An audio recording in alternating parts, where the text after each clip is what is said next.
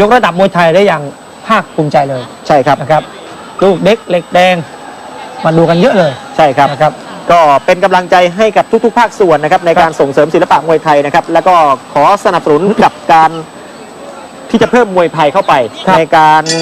นโยบายของรัฐบาลในการลดเวลาเรียนเพิ่มเวลารู้ถูกต้องครับนะครับ2 ชั่วโมงที่เหลือเป็นมวยไทยสัก1 ชั่วโมงก็ไม่หยอกเพราะว่ามีชมรมลูกหลานนายขนมต้มนี้ให้การสนับสนุนอยู่มีอดีตยอดมวยมีอดีตแชมป์เปี้ยนมากมายทีเดียวท่านประธานนี่สามารถพยัคฆ์อรุณของเราครับเลขาก็ขาวผ่องสิทธิชูชัยครับนะครับแล้วผมเองก็เป็นหนึ่งในคณะกรรมการนั้นด้วยครับผมนะครับมีพิชนะใจเย็นโอ้ยเยอะแยะมากมายครับวันที่7เจอกันครับผมมาดูคู่นี้ดีกว่าครับขยับเข้าสุรินทร์กับกัมพูชาครับพูดกันรู้เรื่องนะครับอย่างที่ผมเรียนไปครับกัมพูชากับสุรินทร์นี่พูดภาษาเดียวกันครับก็มีภาษาสวยภาษาเขมรภาษาไทยนะครับคุยกันรู้เรื่องภาษาอีสานครับรู้เรื่องแม่พอเตะทีก็ตัดภาพมาหามกองเชียร์ทีครับตัวไม่ได้ตัดเข้ามาครับครับก็เป็นทีมงานถ่ายทอดสดนะครับของเล็ดเวียดนะครับเป็นสถานีโทรทัศน์เวียดนามที่บริหารโดยเอกชนนะครับก็มาร่วมด้วยช่วยกันครับนะครับซึ่งวันนี้ก็ถ่ายทอดสดทั่วประเทศเวียดนามเลยครับผมชมไปพร้อมๆกันกับเราครับโอ้จระเข้ฟาดหางเมื่อสักครู่นี่ก็เรียกว่าหมุนนี่เกลียวรอบครึ่งเลยนะครับกำปั้นซ้ายฟันศอกซ้ายครับอีคิวซังคืนครับฟาดไม่ถูกครับเพราะเมื่อกี้จระเข้หางสั้นไปหน่อยครับงอขาเล็กน้อยฮะเมื่อสักครู่จริงต้องขาตึงแข้งขวาครับแม่แก้วรุมจองพยายามหวดซ้ายคืนก็ไม่ถึงครับชื่อแกในคล้ายๆคนไทยผสมกับเกาหลีนะฮะแก้วชื่อไทยนะรุมจองเนี่ยจองออกคือดูจากชื่อใช่ไหมฮะครับถ้าเกิดดูจากหน้านี่คงไม่ใช่นะเหมือนแก้วปิ้งไก่ครับวางแข้งขวาครับแก้วรุมจองมวยคู่นี้นี่เผลอไม่ได้ประมาทไม่ได้นะครับโอ้โหครับจองเขมรครับแก้วรุมจองนี่ก็เป็นซุปตาของกัมพูชาเลยครับปราบนักมวยไทยมาเยอะแล้วครับแล้วก็โดนสิคือเดินทางด้วยสิคือเดินสายเดินพันอยู่แล้วครับนะครับขวาตรงครับเอกิวซังวันนี้นี่ขอหล่อวันหนึ่งครับคือไม่ค่อยจะเล่นมากมายนักนะครับแต่ถ้าเกิดเจอคู่ต่อสู้ที่หล่อกว่านี่แกจะเล่นได้เลยแต่วันนี้ดูดีกว่าเยอะดูดีกว่านะครับก็เลยแอคหล่อเลยครับเอกิวซังครับไม่น่าเชื่อว่าวันนี้จะหน้าตาดูดีกว่าคู่ต่อสู้มีไม่บ่อยนะครับขึ้นมาแล้วหล่อกว่าคู่ต่อสู้เนี่ยฮุกซ้ายวางแข้งขวาครับอีคิวซังแก้วรุมจองขยับเข้าหาต้องรอต้องระวังครับดูครับยังมาออกแข้งเราดีกว่าครับเจอกับปั้นไป2กับปั้นครับวางแข้งขวาครับอีคิวซังครับแข้งซ้ายคืนครับแก้วรุมจองครับเจ็บแล้วครับเจ็บแล้วต้องเดินครับแกสักข้างหลังว่าไทยไฟเลยครับแย็บมาสวยงามครับแสดงว่าชาตินี้นี่ทัวร์นาเมนต์อื่นไม่แข่งแล้วนะครับไทยไฟอย่างเดียวเลยไทยไฟอยู่กับเราอีกยาวครับวางขวาก่อนอยากพอก่อนละครั้งโอ้โหดูครับพี่ดิต้องมาห้ามเดี๋ยวพักกันก่อนครับเดี๋ยวนะครับก็เดินทางไปชมไปเชียร์มีผู้บริหารจากบริษัทไทยเบเวอเรจจำกัดมหาชนด้วยครับความตื่นเต้นความเร้าใจมาแล้วครับยกที่2ครับอีคิวซังต่อรุ่งธนเกียรติแก้วรุมจองนะครับมุมขาวนะครับเดินวางแข้งซ้ายเจอขวาโต้ครับซ้ายกับขวานี่แต่ไม่กลัวเลยนะครับเดินจ้องตาเขม็งเหมือนจะกินเนื้อกินเลือดอย่างนั้นแหละครับดูครับแข้งซ้ายคือบริกรรมคาถาแล้วก็ต้องตบตาคู่ต่อสู้ไปด้วยนะครับเราไปจ้องตาแกดูนักจังงังมันเตะไม่ออกวุ้นไม่ออกนี่เสร็จเลยนะฮะคืออีคิวซังเองก็มีคาถาครับสี่คอรภูมิเตะเขาแต่ว่าตัวเองเสียหลักครับก้นจำเบ้าลงไปครับกรรมการก็คงจะบอกนะครับบอกว่าอย่าจ้องกันเยอะครับอาวุธต้องออกครับสายตาแกมุ่งมั่นมีสมาธิดีมากครับเหมือนยักษ์ไหมโอ้โหมุ่งมั่นมากดูแต่ไม่กลัวครับคือไม่ต้องออกอาวุธแล้วครับไปจ้องตาเด็กก็วิ่งจูดแล้วครับแบบนี้กำปั้นอัปเปอร์คัตขวาเจอแข้งขวาของอีคิวซังกระแทกหมัดซ้ายอัปเปอร์คัตขวาครับอัปเปอร์คัตขวาดีครับเอาละครับอีคิวซังครับคาถาที่จะสู้การฝึกซ้อมครับคืนด้วยหมัดเหมือนกันครับตอนนี้เลือดกำเดาไหลแล้วนะครับเอาละครับแม่คนละหมัด2 หมัดโหดขั้นเทพครับยอมไม่ได้เหมือนกันนะครับประสานแข้งกำปั้นขวาครับอีคิวซังครับโอ้โหคุณผู้ชมครับแล้วมันคาดเชือกซะด้วยครับยืนซดหมัดกันอย่างนี้นี่โอ้โหเนื้อเน่ง เป้งๆโอ้โหคุณทีผมทีโอ้โหโดนซ้าย โอ้กาดซ้ายออกบ้างกาดขวาออกบ้างนะครับดูครับสายตา โอ้ย อุ้ยหมัดขวาหมัดซ้ายอิคุซัง เอาละ ค ครั รับบ แลกศอกแลกหมัดครับเอาละครับบวกศอกคืนครับอิคุซังครับแม่โอ้โหเดือดแล้วครับตอนนี้ครับแลกหมัดกันหมัด1 2 3ยังไงครับ ยังไงครับ อะไรยังไงโอ้โหฟ้องกรรมการฟ้องกรรมการ ฟ้องกรรมการครับคือแบบ อะไรฮะ คือฟันยางร่วงครับ ดูฮะผู้บริหารตื่นเต้นกลัว ครับฟันยางหลุดครับเอาละครับแก้วรุมจองนี่โมโหแล้วนะครับเมื่อสักครู่นี่เขาชี้ไปที่ฟันยางนะครับและเป็นจังหวะที่อิคิวซังนะครับเดินเข้าไปต่อยหมัดขวาหมัดซ้ายเอาละแรกแล้วครับตอนนี้เอาละครับ ยีหนอ มานะครับ ยีหนอผู้ภาษาเขมรว่ายีหนอนี่ครั ยี บ หนอแปลว่า มาเถอะมาเถอะมา เอา เถอะ มาเถอะมาเถอะเอายีหนอทั้งคู่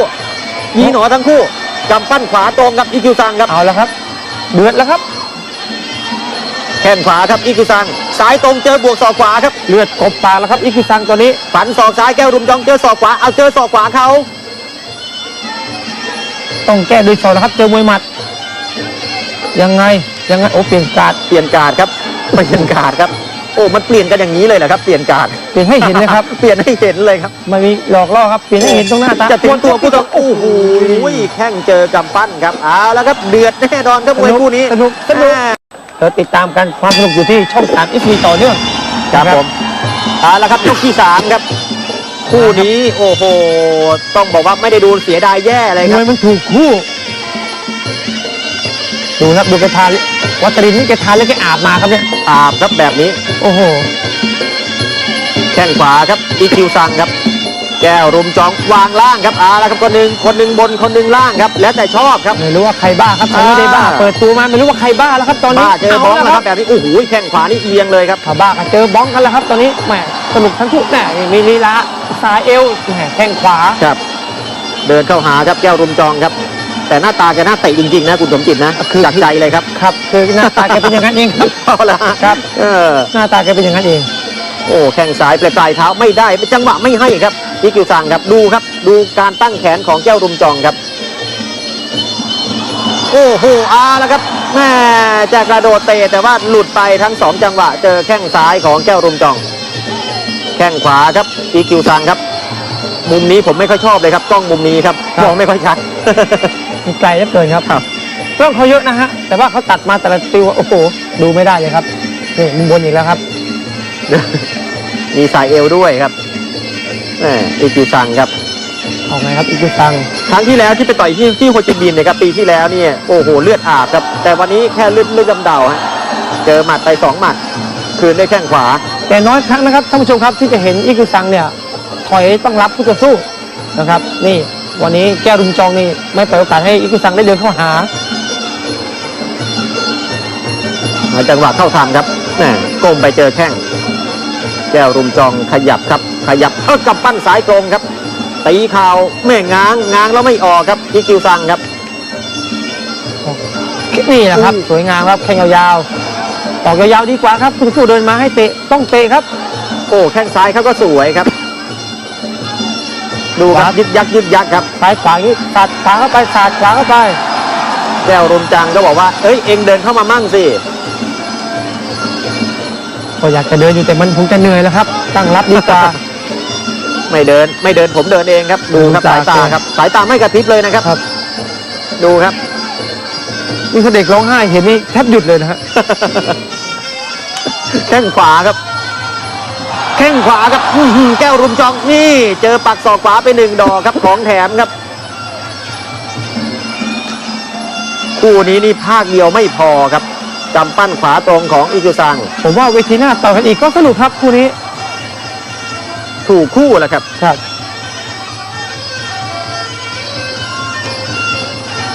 มาดูว่า3 ยกใครชัดเจนกว่ากันครับ อย่าลืมนะครับหมดคู่นี้แล้วนะครับเราไปต่อกันที่ช่อง3 SV ครับความมันต่อเนื่องรอท่านอยู่ครับ ดิจิตอลทีวีช่อง 28 ครับดูลีลาของทั้งคู่นี่โอ้โหเรียกว่าเจ็บไม่แพ้ที่จะโดนอาวุธเลยครับ มั่นใจครับแก้วกลางลงกับ ลุมจองครับ แก้วลุมจอง เกิดแก้วกลางดงนี่โอ้โห Put your hands Yang jam together dah lah, for betul-betul. Ikyusan and Gao Rumjong. ดูภาพช้าๆครับคุณผู้ชมครับ ครับนี่ครับโอ้โห แม่เขามองต่ำแต่ว่าเตะบริเวณซี่โครงครับแล้วไปเจอเข่าของอิจิซังไป2 เข่า หลอกด้วยสายตาแล้วครับ มาดูครับว่าแก้วลุมจองจะเป็นแก้วกลางดงหรือเปล่า ครับ หรือจะเป็นแก้วลืมลัง วันนี้ เดี๋ยวต้องรอดูการชูมืออย่างเป็นทางการพบกับคุณแมทธิวครับ Ladies and gentlemen, and the winner is Thailand ก็เป็นอีกคิวซังกอรุ่งธนเกียรตินะครับเป็นฝ่ายชนะคะแนนครับต้องบอกว่าพูดผิดจริงๆพูดผิดนะครับแต่ว่าเดี๋ยวเราไปพักกันก่อนนะครับคุณผู้ชมครับเดี๋ยวมาพบกันในช่วงสุดท้ายครับ รักมวยไทยเรารักมวยไทยคนไทยมวยไทย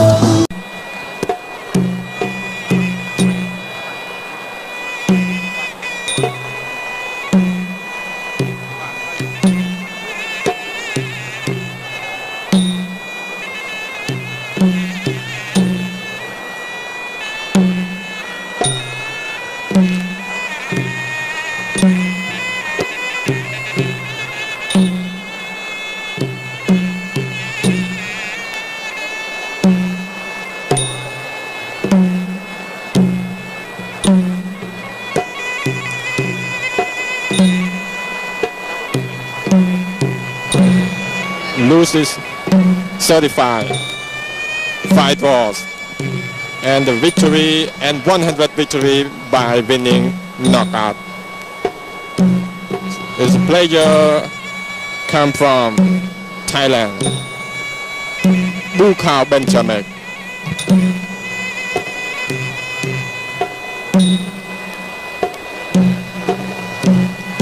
บูเขามันตอนថ្វាយអង្គមគ្រូចាប់មិនឡើងនោះទេ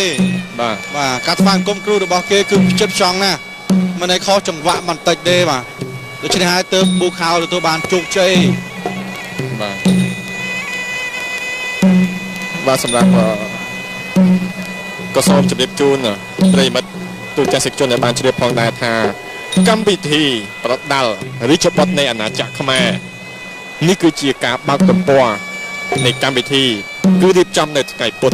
ក៏ប៉ុន្តែចាប់ពីសប្តាហ៍គឺមានន័យថាខែក្រោយគឺនឹងចាប់ផ្ដើមធ្វើនៅរៀងរាល់ចុងខែបាទមានន័យថាសប្តាហ៍ថ្ងៃសុក្រចុងខែគឺនៅខែក្រោយនេះគឺនៅថ្ងៃទី26ខែមេសានឹងមានការប្រកួតខ្មែរ Fighter ម្ដងទៀតជារៀងរាល់ខែហើយជម្រាបជូនថាកីឡាកររបស់កម្ពុជា3រូបនឹងបង្ហាញខ្លួនទៀតបាទគឺកីឡាករអែមក្លឹមខ្មៅកីឡាករឡុងសុភីនិងកែវរំចង់ក៏ប៉ុន្តែដៃគូប្រកួតរបស់កីឡាករទាំង3រកអត់ទាន់ឃើញមុខទេបាទ បាទឃើញថានៅក្នុង D-Line Arena ដែលរៀបចំដោយទូទស្សន៍បយ័នព័ត៌មានហើយមានមជ្ឈមណ្ឌលធំស្រាប់នៃកម្ពុជាថ្ងៃនេះពិតជាធ្វើឲ្យបងប្អូនទស្សនិកជនដែរស្នេហាវិស័យប្រដាល់បានជាក់ច្បាស់ឃើញច្បាស់ពីកីឡាករលេខ1នៃប្រទេសថៃគឺប៊ូខោថ្ងៃនេះហើយ បាទចាំមើលកន្លែងនេះបាទចុងក្រោយនេះប៊ូខៅធ្វើម៉េចដាក់ Avison អត់ទេបាទ Avison ញឹមដាក់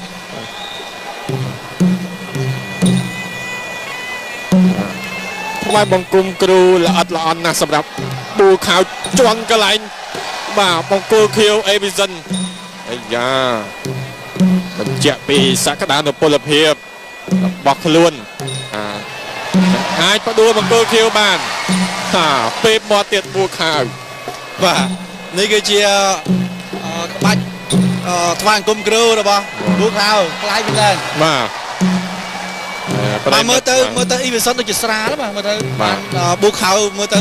ដូចស៊ីផុយហ្នឹង បាទតបព្រួយឡើយមើលទៅអត់ទេ ចាំមើលបន្តិចទៀត បាទតបព្រួយមែនលោកគាត់បាទបាញ់ឲ្យកិច្ចផុត Avison អត់ឲ្យបាញ់ត្រូវទេឲ្យបាញ់ម្ដងទៀត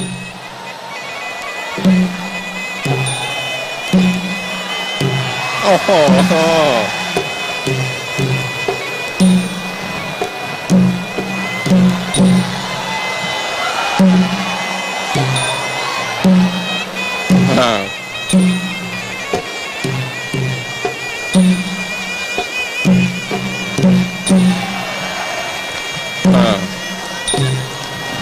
ឡាករបួកៅ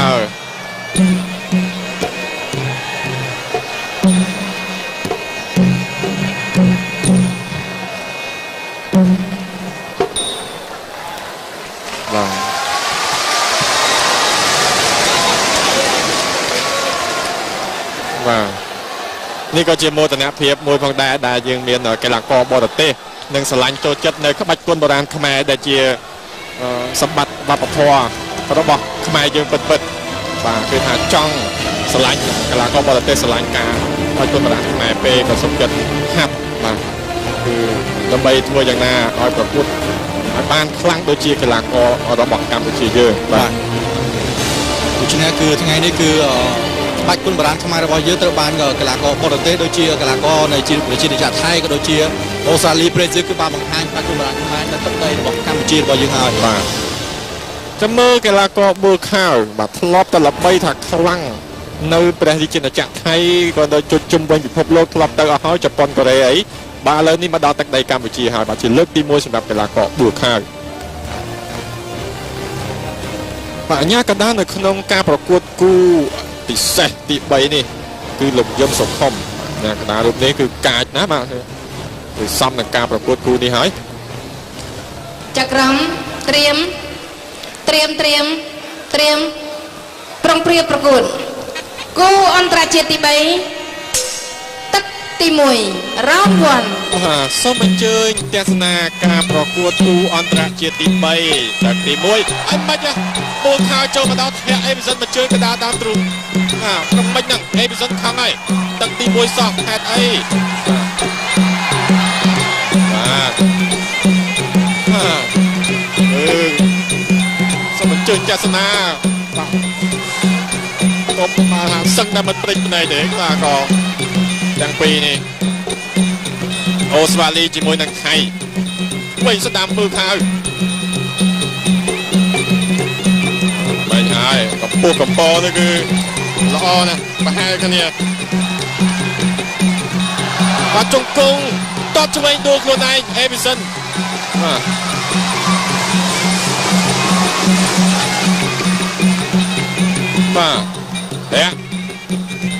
តើស្ដាំពីអេប៊ីសិនអរគុណដល់ស្រាបៀរកម្ពុជាជាស្រាបៀរដំបូងគេបង្អស់ដែលបានវិនិយោគ 100% ដល់ប្រជាជនកម្ពុជាស្រាបៀរកម្ពុជាស្រាបៀរជាតិមោទនភាពជាតិពិសាគឺសវឹងសូមកុំបាក់បោតើស្ដាំពីអេប៊ីសិនបូខៅចឡតើឆ្វេងអេប៊ីសិនបូខៅជង្គង់ហោះមួយជើងមួយជង្គង់បាទនេះគឺជាការប្រកួតលើកទី301សម្រាប់បូខៅលើកទី51សម្រាប់អេប៊ីសិនប្រាក់ឆ្វេងពីបូខៅចាប់ជើងជាប់ទាត់ឆ្វេងមួយជើងបូខៅឆ្វេងស្ដាំចាប់ជើងជាប់ពីអេប៊ីសិនវិញទាត់ជើងក្រោមល្អណាស់បាទបង្គោលខៀវអេប៊ីសិនអូស្ត្រាលីស្រឡាញ់ក្បាច់គុនបុរាណខ្មែរត្រូវតែហាត់ធ្វើម៉េចវាយជាមួយបូខៅបើបានឈ្នះបូខៅទៅកាន់តែល្អបាទ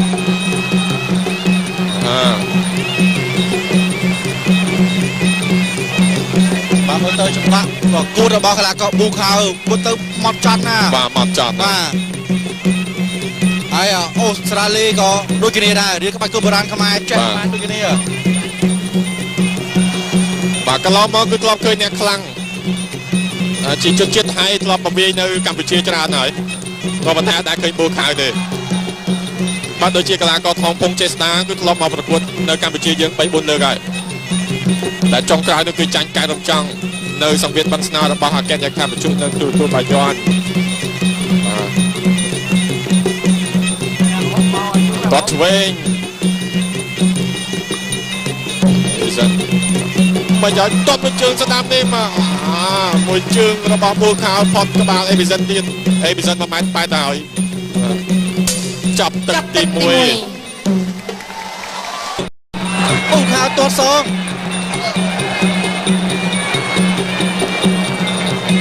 បាទឃើញថាការប្រកួតទឹកទី2នេះលឿនហើយអេប៊ីសិនក៏ចង់ឈ្នះបូខៅលេខ1នៃប្រជាជាតិថៃដែរហើយរុញព្រោះមួយបាទបូខៅអត់ថែមទេ តការប្រកួតឲ្យជួយចិត្តអារម្មណ៍នេះនាំមកជួនអ្នកដល់ស្រាបៀរកម្ពុជាជាស្រាបៀរជាតិដំបូងគេបង្អស់ដែលបានវិនិយោគ 100% ដោយប្រជាជនកម្ពុជាស្រាបៀរកម្ពុជាជាស្រាបៀរលំដាប់ថ្នាក់អន្តរជាតិត្រូវបានប្រតិបត្តិឡើងដោយប្រជាជនកម្ពុជាបាទស្រាបៀរកម្ពុជាជាមុខគេទាំងគុណភាពនិងរសជាតិស្រាបៀរកម្ពុជាស្រាបៀរជាមោទនភាពជាតិចឹងមកហើយពូខោសង្គ្រប់ទៅលើកីឡាករអ៊ីវីសុនតែអត់អីទេបាទអត់បញ្ហាបាទយ៉ាងណាយុទ្ធខំបន្តការប្រកួតជាបន្តទៀតស្វាគមន៍គ្នាមួយទៀតសូមអរគុណផងដែរទៅដល់ស៊ីម៉ងអូតបាទស៊ីម៉ងអូតជាក្រុមហ៊ុនស៊ីម៉ងដែលមានកម្មវិធីអូសពិសេសគឺមហារង្វាន់ពីស៊ីម៉ងអូត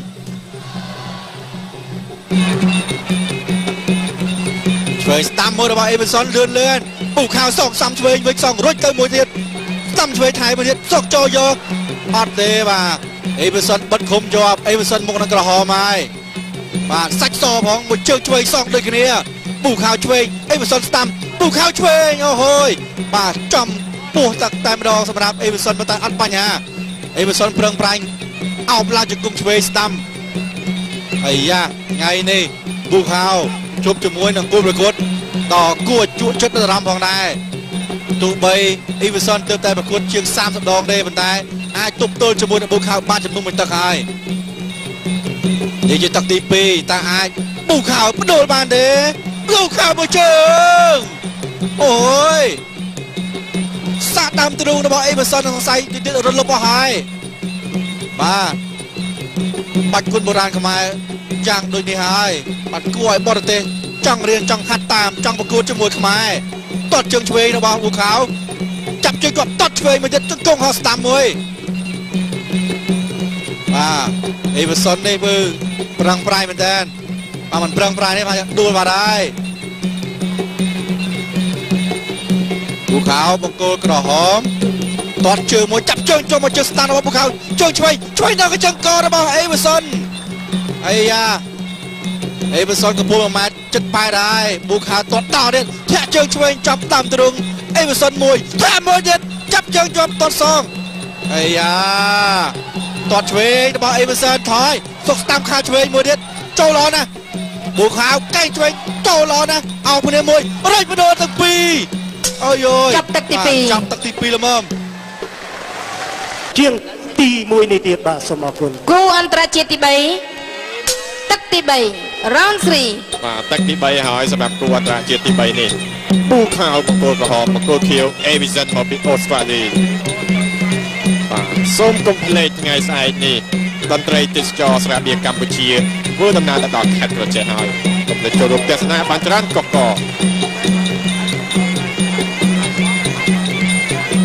ហើយសូមអញ្ជើញទស្សនាការប្រកួតបាទ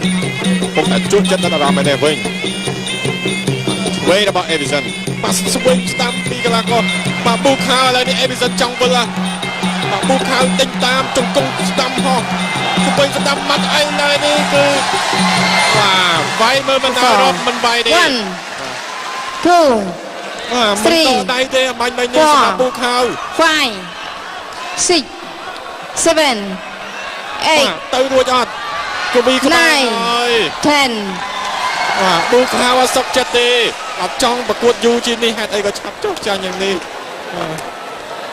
បាទឃើញថាអ៊ីវីសុនលើអត់ចង់រួចទេបាទហើយបាទកន្លែងនេះគឺសម្រុកគ្រប់យកតែម្ដងសម្រាប់ប៊ូខៅជង្គង់ផងកណ្ដាប់ដៃឆ្វេងស្ដាំ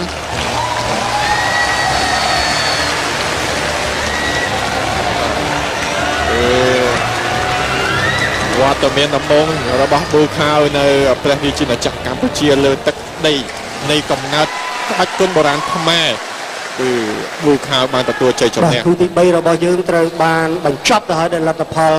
គឺថាត្រូវបានជ័យជំនះទៅលើកីឡាករប៊ូខៅដែលមកពីប្រជាណាចក្រថៃឡង់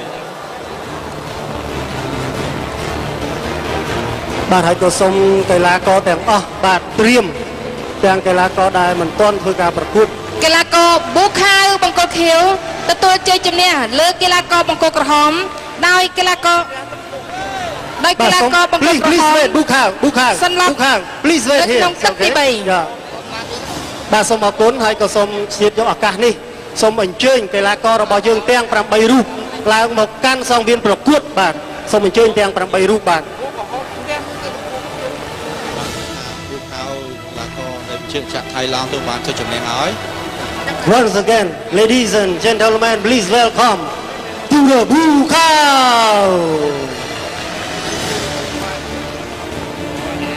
បាទសូមអញ្ជើញកីឡាកររបស់យើងទាំងអស់បានឡើងមកកាន់សង្វៀនប្រកួតដើម្បីទទួលនៅប្រាក់ឧបត្ថម្ភពីសំណាក់សម្ដេចអគ្គមហាសេនាបតីរាជហ៊ុនសែននាយក ក៏ទាំងពីរនេះអូស្ត្រាលីជាមួយនឹងថៃវិញស្ដាំពើខៅមិនហើយកម្ពុជាកម្ពុជានេះគឺល្អណាស់ប្រហែលគ្នាបាទជង្គង់តបឆ្វេងដួលខ្លួនឯងអេវីសិនបាទ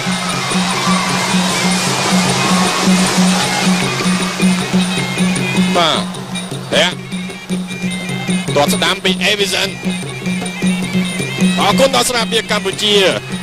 ជាស្រាបៀរដំបងគេបង្អស់ដែលបានវិនិយោគ 100% ដល់ប្រជាជនកម្ពុជាស្រាបៀរកម្ពុជាស្រាបៀរជាតិមោទនភាពជាតិពិសាគឺសវឹងសូមកំបាក់បតបស្ដាំពីអេវីសិនបូខៅចឡតបឆ្វេងអេវីសិនបូខៅជង្គង់ហោះមួយជើងមួយជង្គង់បាទនេះគឺជាការប្រកួតលើកទី301សម្រាប់បូខៅលើកទី51សម្រាប់អេវីសិនពាក់ឆ្វេងពីបូខៅចាប់ជើងជាប់តបឆ្វេងមួយជើងបូខៅឆ្វេងស្ដាំចាប់ជើងជាប់ពីអេវីសិនវិញទាត់ជើងក្រោមល្អណាស់បាទបង្គោលខៀវអេវីសិនអូស្ត្រាលីស្រឡាញ់ក្បាច់គុណបុរាណខ្មែរត្រូវតែហាត់ធ្វើម៉េចវាយជាមួយបូខៅបើបានឈ្នះបូខៅទៅកាន់តែល្អបាទ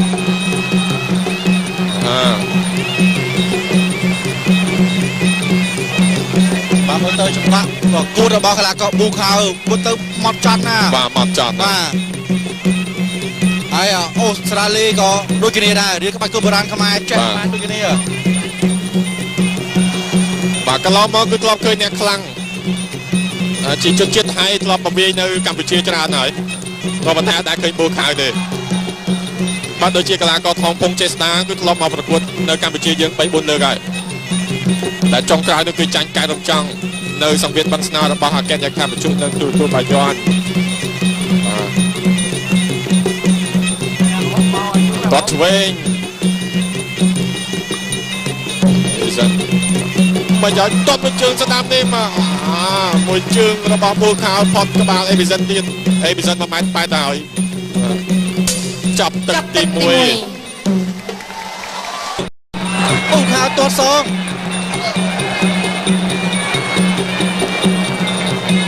បាទឃើញថាការប្រកួតទឹកទី2នេះលឿនហើយអេវីសិនក៏ចង់ឈ្នះបូខៅលេខ1នៃប្រជាជាតិថៃដែរហើយរុញព្រោះមួយបាទបូខៅអត់ថែមទេបាទបន្តការប្រកួតឲ្យជួយចិត្តអារម្មណ៍នេះនាំបញ្ជូនលោកអ្នកដល់ស្រាបៀរកម្ពុជាស្រាបៀរកម្ពុជាជាស្រាបៀរជាតិដំបូងគេបង្អស់ដែលបានវិនិយោគ 100% ដោយប្រជាជនកម្ពុជាស្រាបៀរកម្ពុជាជាស្រាបៀរលំដាប់ថ្នាក់អន្តរជាតិត្រូវបានផលិតឡើងដោយប្រជាជនកម្ពុជាបាទស្រាបៀរកម្ពុជាជាមុខគេទាំងគុណភាពនិងរសជាតិស្រាបៀរកម្ពុជាស្រាបៀរជាតិមោទនភាពជាតិអញ្ចឹងមកហើយបូខៅទៅគ្រប់ទៅលើកីឡាករអេវីសុនតែអត់អីទេបាទអត់បញ្ហាបាទយ៉ាងណាយុទ្ធខំបន្តការប្រកួតជាបន្តទៀតស្វាគមន៍គ្នាមួយទៀតសូមអរគុណផងដែរទៅដល់ស៊ីម៉ុងអូតបាទស៊ីម៉ុងអូតជាក្រុមហ៊ុនស៊ីម៉ុងដែលមានកម្មវិធីប្រមូលពិសេសគឺមហារង្វាន់ពីស៊ីម៉ុងអូត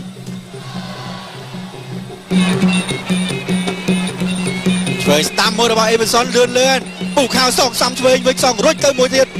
ស្ដាំឆ្វេងថៃមួយទៀតសុកចូលយកអត់ទេបាទអេវីសុនបិទឃុំជាប់អេវីសុនមុខនឹងក្រហមហើយបាទសាច់សផងមួយជើងឆ្វេងសងដូចគ្នាពូខៅឆ្វេងអេវីសុនស្ដាំពូខៅឆ្វេងអូហូយបាទចំពោះទឹកតែម្ដងសម្រាប់អេវីសុនប៉ុន្តែអត់បញ្ហាអេវីសុនប្រឹងប្រែងអោបឡើងជង្គង់ឆ្វេងស្ដាំអាយ៉ាថ្ងៃនេះពូខៅជប់ជាមួយនឹងគូប្រកួតដ៏គួរជក់ចិត្តអារម្មណ៍ផងដែរទោះបីអេវីសុនទើបតែប្រកួតជាង30 ដងទេប៉ុន្តែ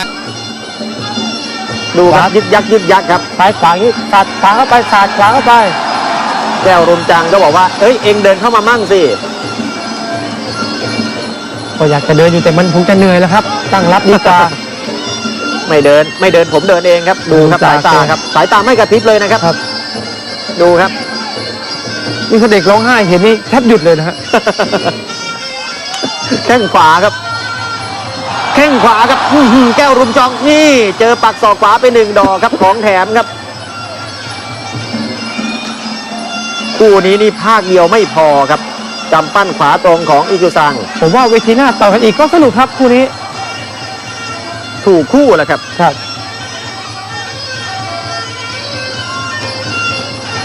มาดูว่า3 ยกใครชัดเจนกว่ากันครับ อย่าลืมนะครับหมดคู่นี้แล้วนะครับเราไปต่อกันที่ช่อง3 SE ครับความมันต่อเนื่องรอท่านอยู่ครับ ดิจิตอลทีวีช่อง 28 ครับดูลีลาของทั้งคู่นี่โอ้โหเรียกว่าเจ็บไม่แพ้ที่จะโดนอาวุธเลยครับ มั่นใจครับ แก้วกลางลงกับ ลุมจองครับ แก้วลุมจอง แก้วกลางดงนี่โอ้โห Put your hands ยังจำได้เหรอครับ together คุณ for ผู้ชม Ikyusang and Gao Rumjong ดูภาพช้าๆครับคุณผู้ชมครับ ครับนี่ครับโอ้โห แม่เขามองต่ำแต่ว่าเตะ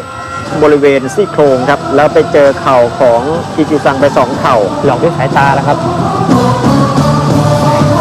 มาดูครับว่าแก้วลุมจองจะเป็นแก้วกลางดงหรือเปล่า หรือจะเป็นแก้วลืมลัง วันนี้ เดี๋ยวต้องรอดูการชูมืออย่างเป็นทางการ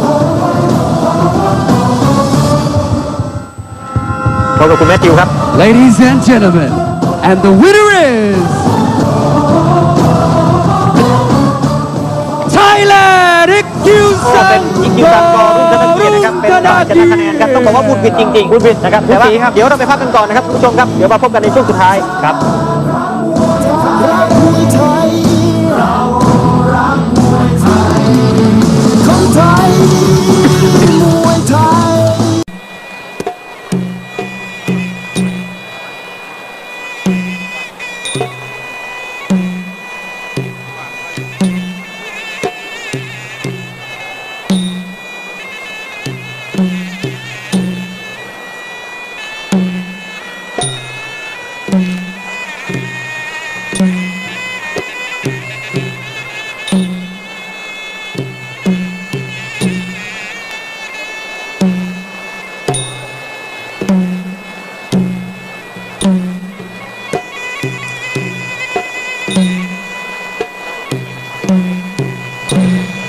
loses 35, 5 draws, and the victory and 100 victory by winning knockout. This player come from Thailand, Bukao Benchamek.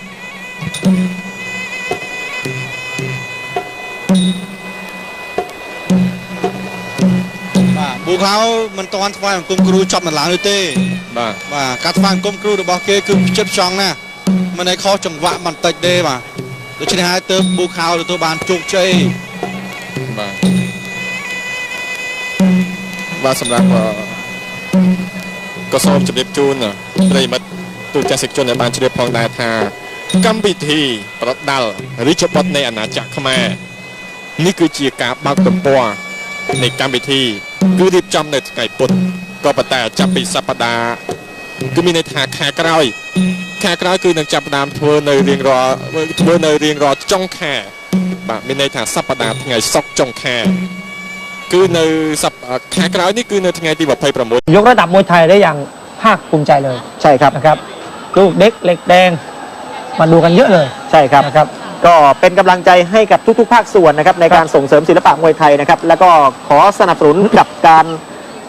ที่จะเพิ่มมวยไทยเข้าไป ครับ ในการ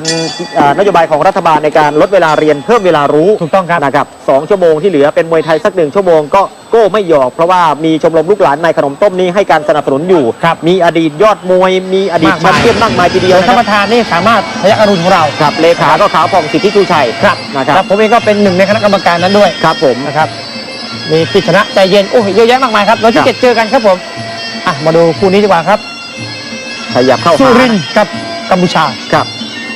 พูดกันรู้เรื่องนะครับอย่างที่ผมเรียนไปครับกัมพูชากับสุรินทร์นี่พูดภาษาเดียวกันครับก็มีภาษาสวยภาษาเขมร ครับ ภาษาไทย นะครับคุยกันรู้เรื่องภาษาอีสาน ครับ นะ ดูเรื่องแหมพอเตะทีก็ตัดภาพมาหากองเชียร์ทีครับ รู้ว่าไม่ได้ตัดเข้ามาครับ ครับ ครับก็เป็นทีมงานถ่ายทอดสดนะครับของเลดเวียดนะครับ ครับ เป็นสถานีโทรทัศน์เวียดนามที่บริหารโดยเอกชนนะครับก็มาร่วมด้วยช่วยกันครับ นะครับ ซึ่งวันนี้ก็ถ่ายทอดสดทั่วประเทศเวียดนามเลย ครับผม นะชมไปพร้อมๆกันกับเราครับ โอ้จระเข้ฟาดหางเมื่อสักครู่นี่ก็เรียกว่าหมุนเกลียวรอบครึ่งเลยนะครับอู้กำปั้นซ้ายฟันศอกซ้ายครับ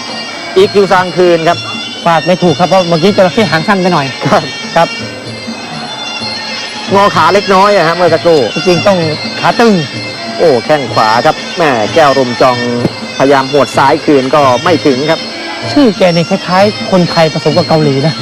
ฮะ แก้วนี่ชื่อไทยนะรุนจองเนี่ยจองออกคือตอง คือดูจากชื่อใช่ไหมฮะ ครับ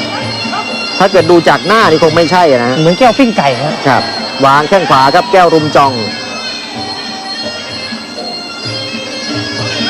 มวยคู่นี้นี่ประเมินเผลอไม่ได้ประมาทไม่ได้นะครับ โอ้โหครับจองเขม็งครับแก้วรุนจอง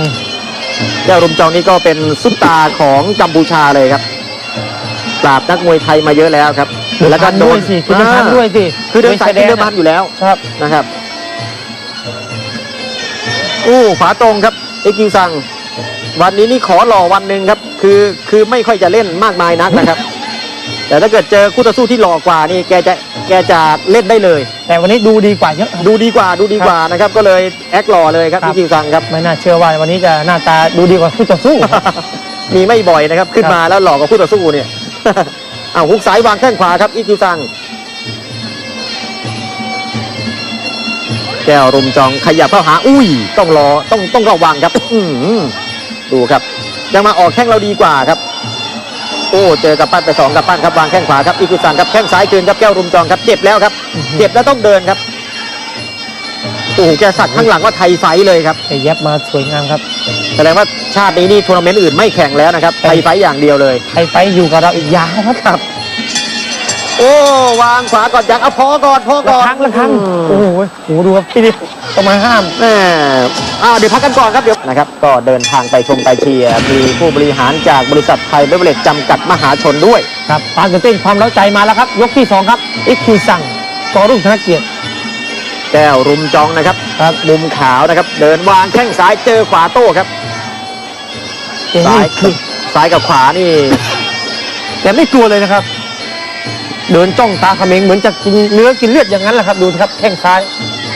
คือบริกรรมคาถาแล้วก็ต้องตบตาคู่ต่อสู้ไปด้วยนะครับ ครับ เราไปจ้องตาแกดูนักจังงังไปเตะไม่ออกวุ้ที่ออกนี่เสร็จเลยนะฮะ คืออีคิวซังเองก็มีคาถาครับแหมสีคอรภูมิแหมเตะเขาแต่ว่าตัวเองเสียหลักครับก้นจำเบ้าลงไปครับ กรรมการก็คงจะบอกนะครับบอกว่าอย่าจ้องกันเยอะครับอาวุธต้องออกครับสายตาแกมุ่งมั่นมีสมาธิดีมากครับ เหมือนยักษ์ไหมโอ้โหมุ่งมั่นมากดูแต่ไม่กลัวครับ คือไม่ต้องออกอาวุธแล้วครับไปจ้องตาเด็กๆก็วิ่งจูดแล้วครับแบบนี้กำปั้นอุ้ยอัปเปอร์คัตขวาเจอแข้งขวาของอีคิวซังกระแทกหมัดซ้ายอัปเปอร์คัตขวาครับอัปเปอร์คัตขวาดีครับเอาละครับอีคิวซังครับ คาถานี่จะสู้การฝึกซ้อมครับนี่จะ คื ซ้อม นด้วยหมัดเหมือนกันครับตอนนี้เลือดกำเดาไหลแล้วนะครับ เอาละครับแม่คนละหมัด2หมัด โหดขั้นเทพครับยอมไม่ได้เหมือนกันนะครับ ประสานแข้งกำปั้นขวาครับอีคิวซังครับโอ้โหคุณผู้ชมครับแล้วมันคาดเชือกซะด้วยครับยืนซดหมัดกันอย่างนี้นี่โอ้โห เนื้อเน่งเป้งโอ้โหคุณทีผมทีโอ้โหโดนซ้าย โอ้กาดซ้ายออกบ้างกาดขวาออกบ้างนะครับดูครับสายตาอุ้ยหมัดขวาหมัดซ้ายอีคิวซังครับแลกศอกแลกหมัดครับเอาละครับบวกศอกคืนครับอีคิวซังครับแม่โอ้โหเดือดแล้วครับตอนนี้ครับแลกหมัดกันหมัด1 2 3ยังไงครับ อะไรยังไงโอ้โหฟ้องกรรมการฟ้องกรรมการ ฟ้องกรรมการครับคือแบบ อะไรฮะ คือฟันยางร่วงครับ ดูฮะผู้บริหารตื่นเต้นกลัว ครับฟันยางหลุดครับเอาละครับแก้วรุมจองนี่โมโหแล้วนะครับเมื่อสักครู่นี่เขาชี้ไปที่ฟันยางนะครับและเป็นจังหวะที่อีคิวซังนะครับเดินเข้าไปต่อยหมัดขวาหมัดซ้ายเอาละแรกแล้วครับตอนนี้เอาละครับ ยีหนอผู้ภาษาเขมรว่ายีหนอ นี่ยีหนอแปลว่า มาเถอะ เอายีหนอทั้งคู่ มีหนอทั้งคู่กำปั้นขวาตรงกับอีคิวซังครับ เอาแล้วครับเดือดแล้วครับ แข้งขวาครับอีคิวซังซ้ายตรงเจอบวกศอกขวาครับ เลือดกบปากแล้วครับอีคิวซังตอนนี้ ฝันศอกซ้ายแก้วรุมจองเจอศอกขวาเอาเจอศอกขวาเขา ต้องแก้ด้วยศอกนะครับเจอมวยหมัดยังไงโอ้เปลี่ยนการ์ด เปลี่ยนการ์ดครับเปลี่ยนการ์ดครับโอ้มันเปลี่ยนกันอย่างนี้เลยเหรอครับเปลี่ยนการ์ด เปลี่ยนให้เห็นเลยครับ เปลี่ยนให้เห็นเลยครับ ไม่มีหลอกล่อครับเปลี่ยนให้เห็นตรงหน้าตา จะถึงตัวผู้ต่อโอ้โหแข้งเจอกำปั้นครับเอาแล้วครับเดือดแน่นอนครับมวยคู่นี้ สนุกเดี๋ยวติดตามกันความสนุกอยู่ที่ช่อง3 SV ต่อเนื่อง ครับผมเอาละครับยกที่3ครับคู่นี้โอ้โหต้องบอกว่าไม่ได้ดูเสียดายแย่เลยค ม รับ วยมันถูกคู่ดูครับดูแกทาวัตรินนี่แกทาแล้วแกอาบมาครับเนี่ย อาบครับแบบนี้ โอ้โห แข้งขวาครับอีคิวซังครับแก้วรุมจองวางล่างครับเอาละครับคนหนึ่งบนคนหนึ่งล่างครับแล้วแต่ชอบครับ ไม่รู้ว่าใครบ้าครับตอนนี้ได้บ้าเปิดตัวมาไม่รู้ว่าใครบ้าแล้วครับตอนนี้ บ้าเจอบ้อง า นะครับแบบนี้โอ้โหแข้งขวานี่เอียงเลยครับ ถ้าบ้าก็เจอบ้องกันแล้วครับตอนนี้แหมสนุกทั้งคู่แหมมีลีลาสายเอวแหมแข้งขวา ครับเดินเข้าหาครับแก้วรุมจองครับแต่หน้าตาแกน่าเตะจริงๆนะคุณสมจิตนะจากใจเลยครับ ครับคือหน้าตาแกเป็นอย่างนั้นเองครับ เอาละ ครับ อ หน้าตาแกเป็นอย่างนั้นเอง โอ้แข้งซ้ายปลายเท้าไม่ได้จังหวะไม่ให้ครับอีคิวซังครับดูครับดูการตั้งแขนของแก้วรุมจองครับโอ้โหแล้วครับแม่จะกระโดดเตะแต่ว่าหลุดไปทั้งสองจังหวะเจอแข้งซ้ายของแก้วรุมจองแข้งขวาครับอีคิวซังครับมุมนี้ผมไม่ค่อยชอบเลยครับกล้องมุมนี้ครับมองไม่ค่อยชัด มันไกลเหลือเกินครับกล้องเขาเยอะนะฮะแต่ว่าเขาตัดมาแต่ละติวโอ้โหดูไม่ได้เลยครับนี่มุมบนอีกแล้วครับ มีสายเอวด้วยครับอีคิวซังครับ เอาไงครับอีกตัง ครั้งที่แล้วที่ไปต่อยที่โฮจิมินห์นะครับปีที่แล้วเนี่ยโอ้โหเลือดอาบครับแต่วันนี้แค่เลือดกำเดาฮะเจอหมัดไป2หมัดคืนด้วยแข้งขวา แต่น้อยครั้งนะครับท่านผู้ชมครับที่จะเห็นอีกตังเนี่ยถอยต้องรับผู้ต่อสู้นะครับนี่วันนี้แก้วรุมจองนี่ไม่เปิดโอกาสให้อีกตังได้เดินเข้าหา จังหวะเข้าทำครับก้มไปเจอแข้งแก้วรุมจองขยับครับขยับกับปั้นสายตรงครับ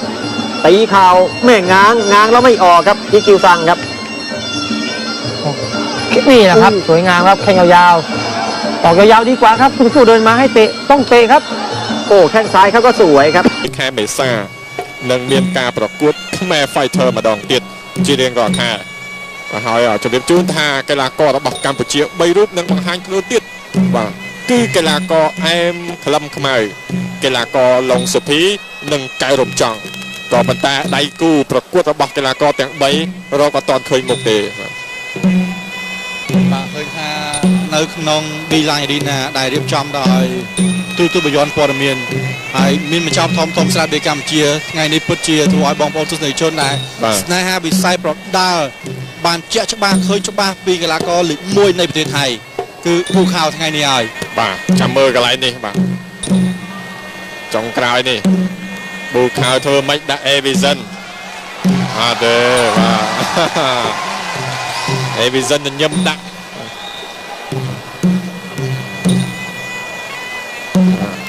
ថ្វាយបង្គំគ្រូល្អិតល្អន់ណាស់សម្រាប់ប៊ូខៅជន់កន្លែងបាទបង្គោលខៀវ Avision អាយ៉ាបញ្ជាក់ពីសក្តានុពលភាពរបស់ខ្លួនអាចបដួលបង្គោលខៀវបានពេលមាត់ទៀតប៊ូខៅ បាទនេះគឺជាក្បាច់ថ្វាយបង្គំគ្រូរបស់ពូខៅខ្លាយពីឡើង បាទ បាទមើលទៅអ៊ីវីសុនដូចជាស្រាលបាទមើលទៅបានប៊ូខៅមើលទៅដូចស៊ីប៉ុយហ្នឹង បាទដកព្រួយឡើយមើលទៅអត់ទេ ចាំមើលបន្តិចទៀត បាទដកព្រួយមែនលោកបាទបាញ់ឲ្យកិច្ចផុត Avision អត់ឲ្យបាញ់ត្រូវទេឲ្យបាញ់ម្ដងទៀត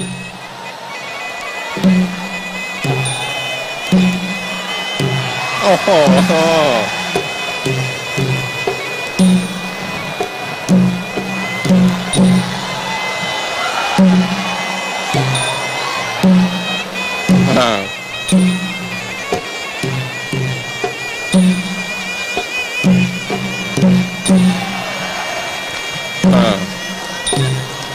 កីឡាករបួកៅ